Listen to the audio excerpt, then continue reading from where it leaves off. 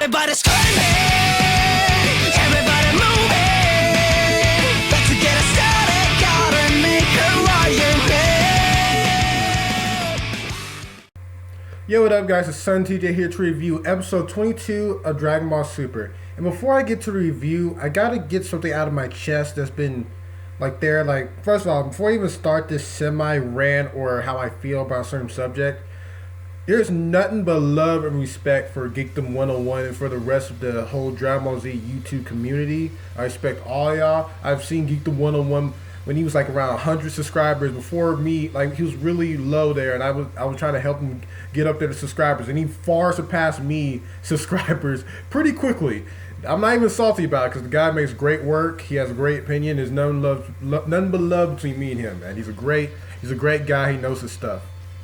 But the problem I see with this whole new generation of Dragon Ball Z community, even though Geekdom everyone's older than me, just that I feel like the nitpicking and trying to find a problem within the Dragon Ball story is becoming overbearing, and I feel like they're going too much at Dragon Ball, because Dragon Ball has always been inconsistency. I can't even say the word.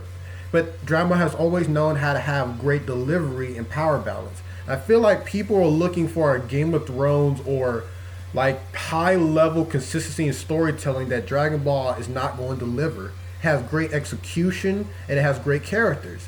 And you're looking for anything to nitpick or complain about. It does get aggravating. It really does. Well, for me anyway, because I understand the power balance. People are complaining about Gohan not being powerful as he is. People don't understand.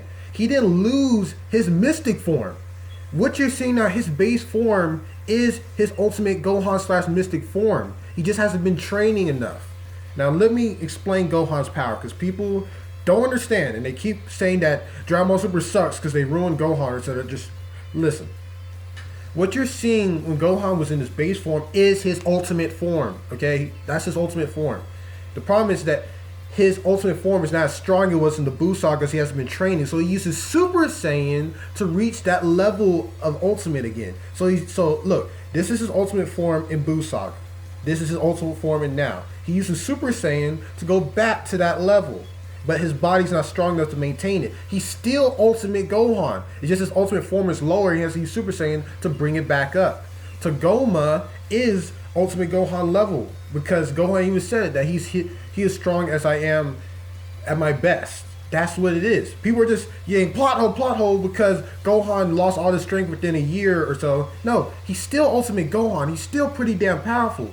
He just has to use Super Saiyan to go to that level. I just don't like unnecessary calling everything a plot hole or just anything when you just gotta look more into it. And there's no shots being thrown at all. That's just me with my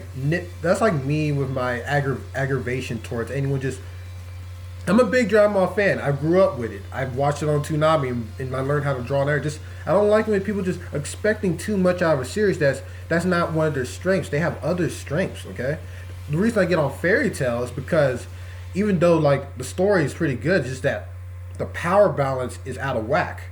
Dragon Ball has a great power balance, so I understand it and I like it. But I feel like Dragon Ball as a series gets so many shots at its consistency or attitude stuff that no one cared about back in the early 2000s or 90s that people are really aiming at now. It's just kind of frustrating to me. And I'm going to get to review after this complaining and stuff. Just give me a sec. And people are complaining about, how there's a plot hole that Captain Ginyu got brought back because Kid Buu destroyed the planet and everyone should be dead and all the good people should be brought back. But you gotta understand, Captain Ginyu hasn't done any evil for decades. For decades he hasn't done anything evil. So of course the dragon is going to bring back everyone who hasn't done anything evil. He hasn't done anything evil in a long ass time. All he does is follow Frieza. He even when the Goku versus Captain Ginyu fight, he showed some type of good personality there. So he's not all the way evil. He just follows Frieza. So yet again, another plot hole that's not really a plot hole. You just gotta look more into it. It's like when Dragon Ball gives an explanation, people ignore the explanation and just say it's a plot hole. unlike most series, it actually gives an explanation about what it's doing, but people don't care about the explanation. They care about what happened in the filler and how it goes inside, which I can understand. But I feel like it was a pretty smart idea to have Tagoma say that right next to Captain Ginyu's body change, because Captain Ginyu's body change is not fully explained. And the reason why Captain Ginyu had to use a machine there to tell Bulma the body change, because it could either be this way, either Captain Ginyu can say body change, or the person has to say change next to him. It's not really a plot hole if you think about it. It's just that whole body change move was never really explained, in my opinion. So you can't give it a complete plot hole thing when that move was never said, this is what it can do and this is what it can't do. It was never explained like that. I hope I'm not sounding like a complete jackass, because I'm not trying to be. I love all the DBZ community. It's just my complaints about it, you know? Because I get aggravated because Dragon Ball Z is my favorite series, and just when I see people saying this is a plot hole, this is an inconsistency, and I feel like I know differently, it just gets me aggravated. That's all. So now let's get to the review. Now the episode starts off with Tagoma just like being like, I've been training with Frieza for 4 months, getting beat down. I'm really strong. Gohan saying that he is strong as my ultimate form. Tagoma's wrecking everyone, and Captain Ginyu the Frog appears and is able to, well, before that, Gotenks comes in and hits Tagoma in the balls. But I have to agree with Geek the 101, that is a plot hole that well, not really, I don't know. Yeah, it's a plot hole. That Gotenks was unfused, like, cause I don't think it's gonna take him 30 minutes to get there. You know what I mean?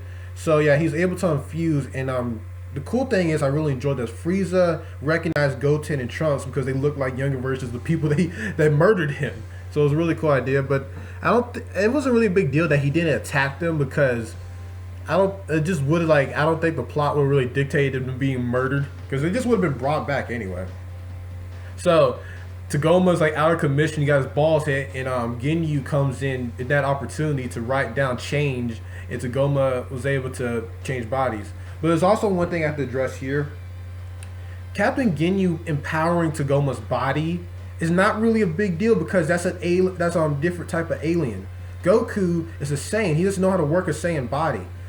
It's a big chance that, because listen, Saiyan's been extinct for a fucking long time. Only Goku and Vegeta are like the last main blood Saiyans. Of course, he's not gonna be able to use a Saiyan body that well. But other alien races like Tagoma and them, of course, Captain Ginyu could probably empower their bodies better, because he's been around their bodies more. He's been able to change bodies with those type of aliens before.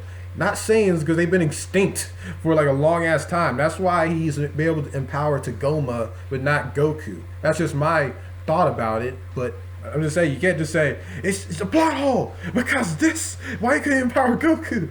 Like, it's a different type of body, and he can empower Tagoma's body better because he's more associated with that type of alien race than the Saiyans, because the Saiyans are like practically extinct. You know what I mean? But that's just my take on it. And Captain Ginyu takes Tagoma's body, empowers him, and whoops their ass again. And Gohan is like frustrated because he hasn't been training, and his ultimate form is not as strong as it was before.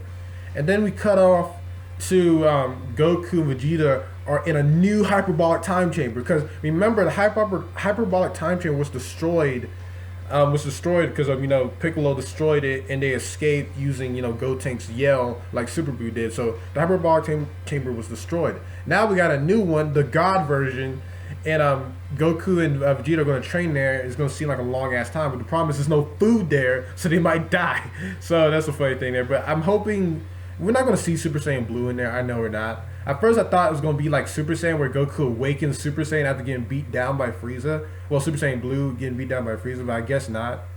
So we cut back to Gohan versus Captain Ginyu. And like I said before, Gohan uses Super Saiyan to reach his ultimate level tier.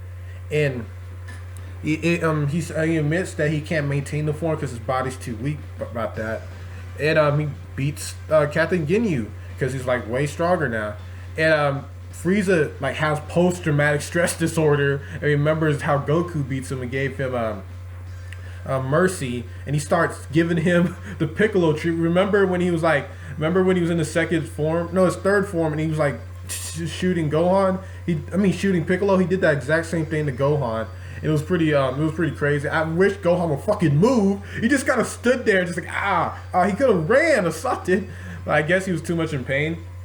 and Gohan loses his Super Saiyan form. He's about to get hit. Then another callback is where he's about to blast him and Piccolo gets in the way. We know Piccolo's gonna live, and that's how the episode ends. Some negatives about it. I think they kind of. Well, I don't really think it was a big deal, but it's not like Naruto level of flashback where they use flashbacks too much. But I feel like they kind of like could have reanimated something. But I feel like they're just totally being lazy, using Kai footage and putting a brown, like a brown cover on it so you can show flashbacks. The next episode, Vegeta is going to take out Tagoma or Captain Ginyu, and Goku's going to fight Frieza just like the movie. My overall rating for the episode, even though I felt a little bit annoyed with people's complaints about it, I really think the episode was a great episode. I don't think there's many plot holes that people are complaining about. So I'll give the episode an 8 out of 10. And remember, guys, I love all y'all. Geek the 101. I hope you're not taking any of this seriously. You're probably not even watching this show. You got better things to do. This review, you got better things to do. So that's it for me. Sontj out. Peace.